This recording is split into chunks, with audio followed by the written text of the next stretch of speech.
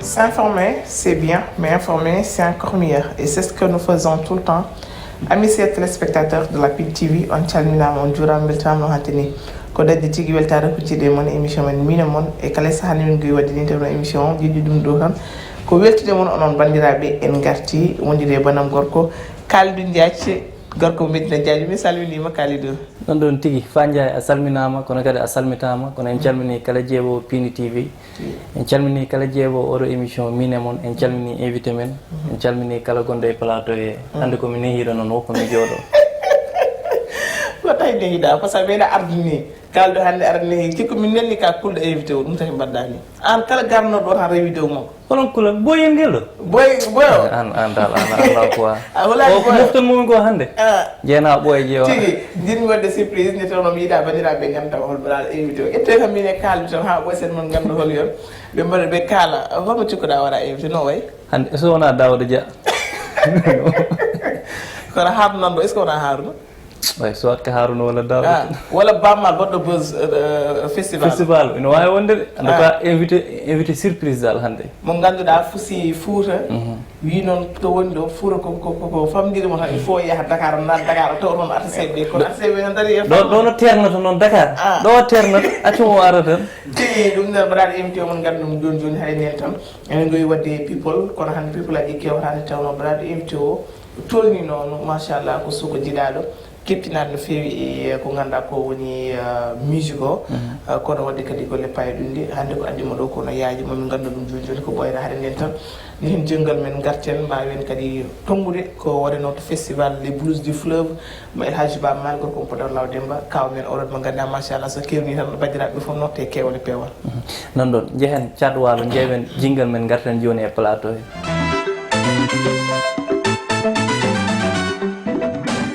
acca non ɗon Fandiaye caggal nde jebɗen jingle men holko ɓuuri tengtude e festival an yano an addoyno hayso tawi ka baɗɗumi coup d'état mais ala probléme holko ɓurno tengtude e festival ala andi ko tawi baɗɗami coup d'état 2000 am ɗi ñamɗaɗi an alandi somi joyinno télé ɗum haal ha bandiraɓe foof kal holto powɗa an kismo totta amen kalis ñama kalis o yaafo yala ko dooro congam tottuma kalis ñamɗa e yaafo tan woti hersinoma tottuma ñama e yaafo merci beaucoup ɗum noon haalka gasi ɗum noon blues du fleuve o Kalidou machallah yiyama toon ko mantini no feewi ko 10 wonno 11 12 soto ganduɗa toon to Podor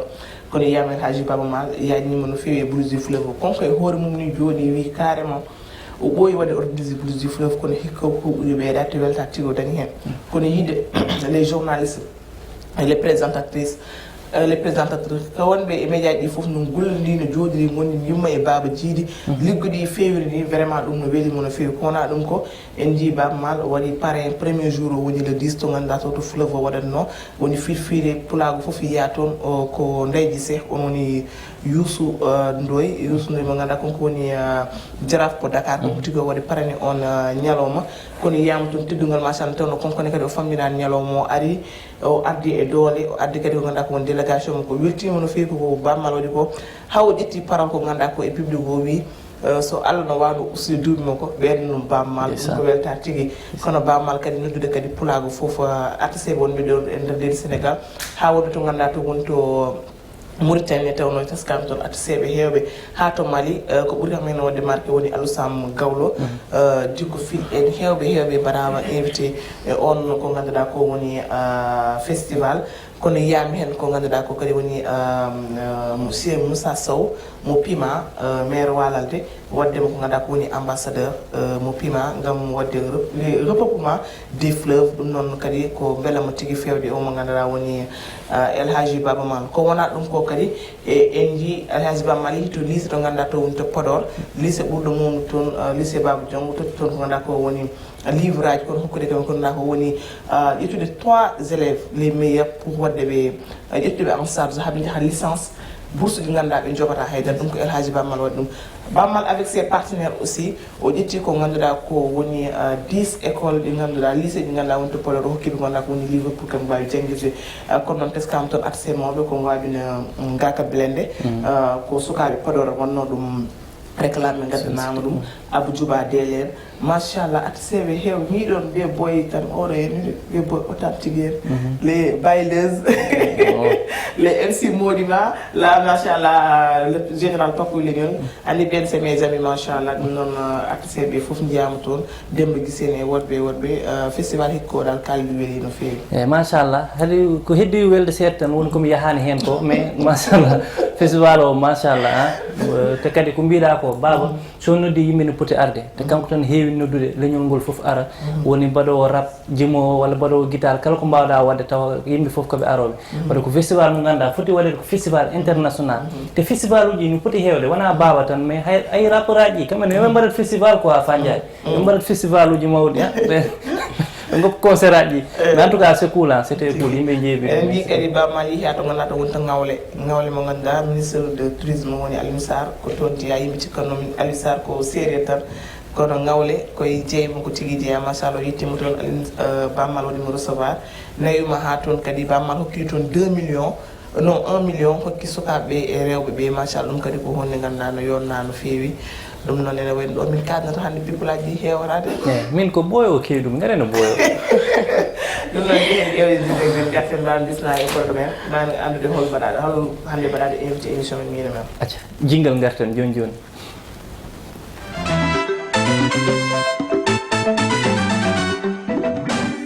tigui acca Fandiaye caggal no jebɗen jingle men hannde hol boy mbaɗaɗo invité hannde pourquoi jiɗɗa waɗirmo boy non kanko wi hooremo ko boy de mi wiyanimo boy kanko wi hooremo ko boy on nande boy est ce que sa yimata andat ko parole aji makko noon nandani parole aji sukaɓe eyyi ɗum ko gonga kam eyyi ɗum ko gonga ɗum noon tigui mbaɗaɗe invité o ko boy mi oppo 3 points on kokomo ara hen inchallah mbaɗaɗo invité o yahata koye duuɓi sappo e goho ko suko togoso kono kittinade no feewi ganduɗa ko woni e kap mbaɗaɗo invité o fuɗɗi nalankagal ko ganduɗa ko woni 2018 ɗum ɓo yani 3 ans sono waɗi ko ganduɗa ko woni e rap kono actuellement o fuusi Fouta no feewi o yii guure kewɗe machallah konko mbaɗaɗo invité o concert aji makko ɗi ɓalɗe fof woni koye tourné o wi to woni ɗo Fouta o ɗiggini ɗum ha ɗiggi o arta ko Dakar o huccite artiseɓe mi ƴeew noon no watta hade Dakar est ce qu'on wawi hebbinde Dakar ɗo no ternata accuma o ara so renade ko jeeyo bio tan o tawate damande o naata o wiyata ɗon hay goto ɗum noon tigui te ko ɓuuri hen welde c'est la première fois o waɗa sortie du mawɗi te ɗo woni premiére makko sortie woni ɗo e Pindi TV haade nden ko ɗo rewi to Pindi radio ɗum noon ko Boy Diarra mon fils bisimilla ma yo salam yeɓiyankoɓe Pindi TV min e moon émission o hannde quoi si beltinima noon foof quoi si kadi ko weltare rek pour nadde ɗo kadi ko hunde fonnode wonde guila ɓooyi mato ko joni tan yonti ko weddira ko yontani mato ko joni yonti ka eywa ko weltare rek mais wona goɗɗum pourquoi Boy Diarra ko Boy Diarra walla Boy Diarra walla min deeɓe tukkanom ko debbo sax eyyi pourquoi Boy Diarra quoi innande ko yettode ma ko Diarra jetteteɗa walla non Boy Diarra kañum Diarra ko yettodem quoi Diarra jetteɗa eyyi Diarra jetteremi quoi yo mais sa ƴeewi joni e Kairaji Ammal goɗɗum waɗi ko jeeyi quoi par ce que ko inde adduno no babam yaha noon e fewni a dentire mallo goɗɗum ɓe mbimo Diarra wona ɗo jeeya wadde watti ɗum jeeyi quoi mais Diarra ɗum tagi weeli kam après gaddum boyo mbaɗmi ɗon Diarra inde ɗum ɗo quoi welini kam kadi ko inde iɗi noon mi waɗi ɗum créé guilem suwa yimde quoi yo ko inde welde mi rek quoi ko an totti ɗum hoore ma walla ko yimɓe totti non ko min totti ɗum hoorem quoi Boy Diarra o sur les ghetto mais joni anda sa dañi ɗo 50 ans ma boyo ma continue walla Baba Diarra non ɗum ko onon taƴantami ɗum inchallah mama arte ma après taƴanakam c'est parce que Fandiaye sa wima machallah sa wiyama ko duuɓi sappo e goho yo Allah ɓeydu ha o yaha eyyi sa 16 ans eyyi sa yo Allah ɓeydu ha wona temedere 3 ans tan o fuɗɗi taw eyyi 3 ans mais sa wima eno famdiri ni e son uji ɗi enin mawɓe ɓe keɓirto ɗum c'est quoi le secret won mi nani won mawɗo bindono omon quoi wona an windata affaire aji ɗi a faami ko windate tan an gara kala c'est facile walla ko an e hoorema yaltinta ɗum e hakkille ma en tant que cukalel non affaire o ko noon tan ko ƴettude tamude rek après kadi wurtede hen quoi par ce que min mi nannama jinnaɓe ɓurno yidde komi jangga ɓurana mi nannama ɓurana mi jangga mi nannama franchi mais toon haqqillam yaran toon haqqillam ɓuuri yidde ko jimirdi ɗum waɗi gurtami hen quoi aɗa hunde so a wurtami hen tan a yaade hen tan aɗa ɓeydo andede ɗum ko ɗum ɗon tan mais wona goɗɗum quoi non holko waɗi motivé Boy Diarra nade musique mbete ko mbiɗa ni gurtade hen tan a yiɗi ɗum walla won gon mo ganduɗa ko idole ma a ƴeɓanno ɗum walla ko woni par ce que no puɗɗiɗa yimde ni ko 12 ans puɗɗiɗa yimde si duuɓi sappo e ɗiɗi ne woodi mais min affaire o ɓooyi yiddem guila nden rappuruji mi ɓooyi yidde ɗum dal kañum ko naare ɓernam heɗen dal mi ɓooyi yidde yimde ɗum kadi mi waddini hen guila ɓooyi par ce que wona guila 2017 mboɗo yima ha ɓooyi mais jimiri ndi ɗon wona yaadi par ce que mi yimonno ha ɓooyi après dartiniyam quoi 2018 o rek ɓuuri wade yaade no feewi quoi mi nani sa nawanoma école ƴettata ko bidon ngaji ɗi fawa noda élément ji ala honga mbaɗa pertude école o fof Boy Diarra non a jangani o pasakaɓe si to bidon ngaji ɗi noon non ardi ko noon tan ha wallay ko noon wori aussi ko mbiɗa ɗo ko bidon ngaji no hongir noon par ce que mi ƴetti sotte rek mi daro ɗo rek groupe ware ne dare après mboɗo honga mboɗo yimu quoi ɓe mbatti wadde mi invité après somi mbaɗi jeune en Europe après min darto mi yima ardi noon ha foscoji mabɓe ɗi question no waji ɓe jiihen mbi mbatti wadde jimi après gaccumi école woni pellimde 2017 noon mboɗo jooɗi ko juuri après mi yimani waɗani haydara 18 o pellitmi après mbattumi yimde ko nden hono ardete e ma son wujji ko an windata ɗum walla won gara gonɗo caggal ma haldan noon non son wujji ko min windata ɗum fof eɗen kalde kay wona paro sukaɓe oui wona haɗa ha cukamen par ce que en teskime ko ganduɗa ko woni son uji Boy Diarra debbo galle hen te sa heeɗima son debbo galle e andan message jo tottata hen ndi wona message sukaɓe ene hen jarama yidde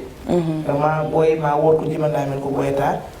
kono ɓooya ummo liggo fof ko message uji yimɓe cikkata ko son uji tan Boy Diarra dañi kono ko rendi e son uji ne heewi no feewi ɓe e nene mo jinɗa wi fof ko kaldi wi ko min mbaɗa sukkina won gonɗo caggal ma walla non pas encore ɗum ɗon affaire o mi hunjat ɗum tan kadi mi jaab naade hen quoi ko suusde rek quoi kadi aduna o joni saɗa daara ko heewi rek saɗa tesko saɗa deeƴi haqqille ma en goto aɗa jimiri kañum yiiɗa déranger quoi kañum wiya jooɗo rek haqqille ma en goto ma addu gandanɗa hoore ma ko aduna o yiiɗi malla goɗɗum ko ɗum tan mais wona goɗɗum mais joni jinnaɓe jaaɓi quoi ɓe way si joni alhamdulillah fulɓe en général est ce que nani ballamo quoi est ce que aɗa heeɓa riyaji dal yo ɗe vraiment alhamdulillah quoi wallahi mbaɗa heeɓe mabɓe ko heewi quoi yettere Allah tan eyi par ce que comme si wonɓe dow kasi ko manquirami gagne fof somi haalnimi rek to taf quoi ɗum te heɓanta oɗo non oto inchallah so jooɗi oto ɗi wawa yiide yeeso andi woko cukalel yo nemin cikkumi est ce que konko o waɗani jugement aussi juuɗi makko walla en tout cas Boy Diarra seeɗa rek wallahi c'est non en tout cas il communique bien communication ko kawma en jangguinma no kaldirta e télé walla non ɗum ko finande rek kasi ko jotara ɗum ɗon tan par ce que mboɗo andi ma o instant mami aroy hen force il faut kadi mi jotoro ɗum ɗon force mami aroy hen ko ɗum ɗon tan hande sa yiiɗi no wallede mo uddira ɗon rek fa jeeya sa yiiɗi no wallede hande rannoɗo erama holko jiɗɗa wallede ko jiɗɗa wallede quoi soit ko banggue aɗa yiiɗi wadde album walla aɗa yiiɗi wadde clip hol erangol noddata e fulɓe pour ɓe mballuma on banggue en tant que cukalel joguiɗo tana mo joguiɗa o machallah non yoɓe jaggu hen tan par ce que oɗo instant mon koye ligguey tan wona joni heddi rek ko parti am o joni fole ko mi waɗata ɗum ɗo am quoi par ce que ɗo joni koye ligguey wona il faut son jalta malla vidéo jalta quoi après ma ɗum ɗon yalta mi adda ko cohlimo kamɓe mi nodda walloɓe quoi ko ɗum a waɗani taw clip si vidéo e koye programme uji amen ko addi min ɗo waɗa on dañi kalis jarano oɗon balle ok fa jeeya ok ya tigi wiide kisowol ko haalta kadi wi famade no feewi hade nde tan wiide Boy Diarra jinnaɗo yinno ko ɓuuro wadde ko ganduɗa o jangga ɓurano ko ɗum tan jinnaɗo debbo yinno konko noon wi ko musique o yiiɗi Allah noon watta ko ɓuuri ko hande Allah waɗi jinnaɗo debbo ala ɗo wonde mi suka yiɗede partout hande sa ekkitima e yani jinnaɗo debbo kessade fee Boy Diarra affaire o ko noon tan kadi goto fof kadi no Allah goto fof ne taguira dal to balle ma Allah hani ɗum fof ko ɗon quoi kadi amin dugunomo yo Allah yurmomo yaafom Allah ha ɗum mo aljanna quoi toujours haqqillaji amin nana mo kanko e mayɓe julɓe fof si aɗa yewnimo quoi elle omo manque ma ay si trop par ce que o waɗnimo couplé o waɗnimo son belɗo holko mbindamo son yow sono nene gile njada yewende wone ma ndari dow ndari les yani hono ma sakkino juude yomi wur ha hewa nene jalla nene yewta holto nene woni wadde galla nene yew alhamdu ko Allah wadi fo yato ko bural julbe jadi hen wadani hay lural gile njada nene bodo woni cural mama jagi toppiti mi tufnani mi heydani hay solomto ma wodan mi ta mama mo yani ko jimmi fo mi heba mi anani mi itata hakilam nene ma golle man leeri ano woni nene mo mbadi urul ayni no no yeah yeah when I'm mama my mommy nation berne boni my mommy show me miji mama my mommy gita betto gondi mommy oh no mommy yo il est fort hein machallah yalla yéen moo yaa ni seede mi woye Fadja seede mi woye la seede mi woye j'ai pas le droit voilà laawol woyte seede mi woye min kam seede tan mi woye c'est cool hein vraiment c'est cool normal machallah walla be non don Fadja tawre ka juddo woyde film min ma haala affaire biyeji di nandona ni wadi entrée 3000 woni 24 décembre o tonto tuta sek ni wadi entrée 3000 kono VIP o ko 5000 hein VIP ko 5000 kala juddo hen ada wawi noddude 77 393 85 18 77 393 85 18 sa rewi don tan mabe mbawe addante hay sa yidi be gaddan ma to gonda biyema yo fulbe fof ngare kewal be ngare pewal be balla boy jaara be balla fulbe be ganda kambe ne ko dum tan be jogi hena minen ko dum tan min gonirdo Pindi TV kala mo min ji ka jeune talent won ko gonda min nodduma do min badanma promo gratuit min badanma publicité gratuite hay sa rewani service commercial parce que ko dum woni Pindi TV ko wallude pulago to himo ummade Fanja sa pare bojjima c'est ça Fanja sa pare bojjima di ngara nandona boy jaar en tout cas weltana mo no feewi e wiide makade di courage joni tana won ko min jidi menna amen do e plateau he hay sinno ko jingal goto stawit inshallah joni wadden mi meta mon ko faade aduno ko hay stawi ko pele baggota tan menna dum ka dum téléspectateur uji Pindi TV en fof quoi be mbaaw dum yebbe inshallah so Allah jabi nandona so tawi technicien men pari tan o recommande son boy jaro o wada do playback seeda andata Fanja gayna woyde andata a woni yumma nona mais nandona so tawi on pari tan nando non amen son o wada playback do e plateau he joni ngartena boy jara ay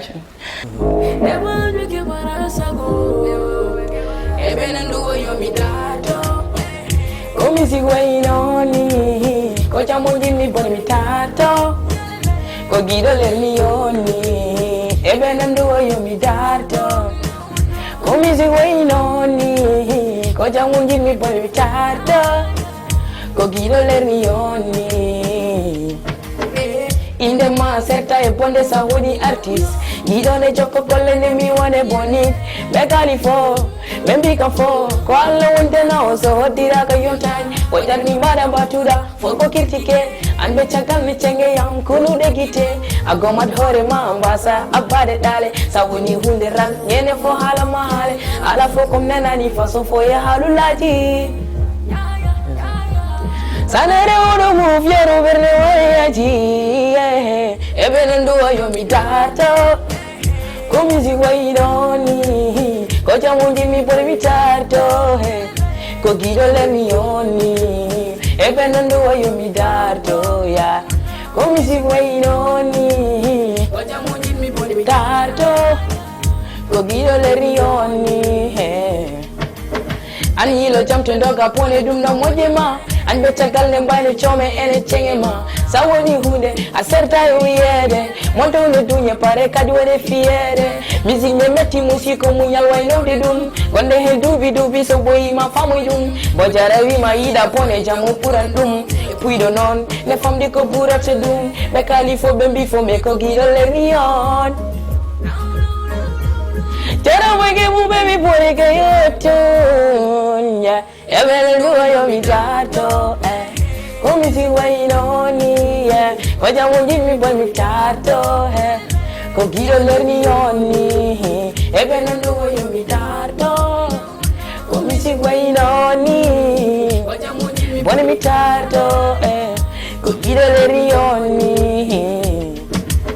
ay so tawi a bonniti ko gene gondumi hala gaño ala wawi min ay so tawi a bonniti ko gene gondumi hala gaño ala wawi min ay so tawi a bonniti ko gene gondumi hala gaño ala wawi min ay so tawi a bonniti ko gene gondumi hala gaño ala wawi min. Mashallah. Cool. Machallah, Nice. machallah, mon fils, machallah. Normal. Khalidou, Yeah. je m'excuse, je ne devais pas pleurer, mais Amin c'est de moi. ñeewantal ci xale bi, mon fils. Ouais. Mashallah. Di courage en tout cas ni welia ni weli no fi a woyni yumma non mais c'est pas normal. Machallah, Khalidou anani ko yimi ko machallah no waɗi fayde no feewi ɗum tagi mala wiye parfois parvaji ɗi est ce que konko winnata ɗum hoore makko.